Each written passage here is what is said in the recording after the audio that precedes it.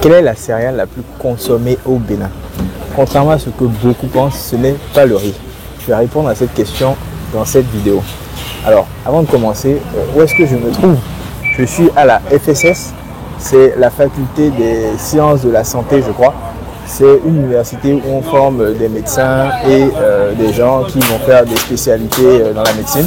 Alors, je ne connais pas exactement toutes les spécialités qu'ils font ici, mais globalement, ça va tourner autour de la médecine. Donc là, c'est la cantine de la FSS. Les étudiants viennent par ici pour manger après avoir fini leur cours.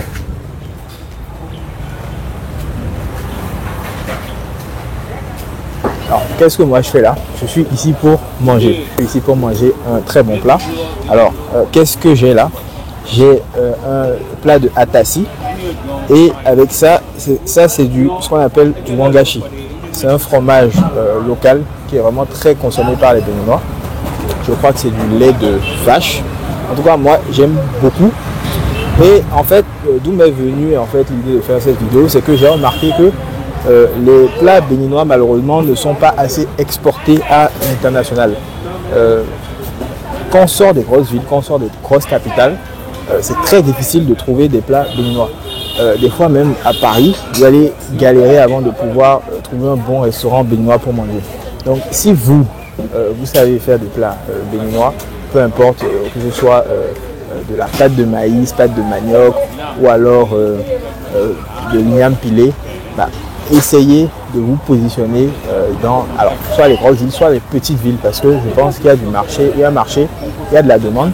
Si jamais vous allez dans les petites villes, faites les choses proprement, faites un beau packaging.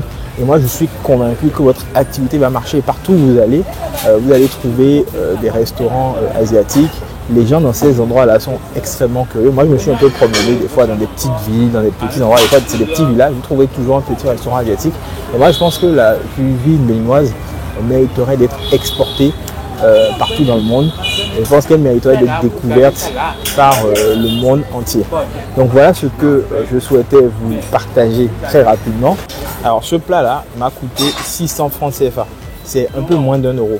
Donc pour un peu moins d'1 euro, franchement on peut manger très très bien. Donc n'hésitez pas, venez découvrir cette nourriture. Pour répondre à la question du début, la céréale la plus consommée au Bénin, ce n'est pas du riz.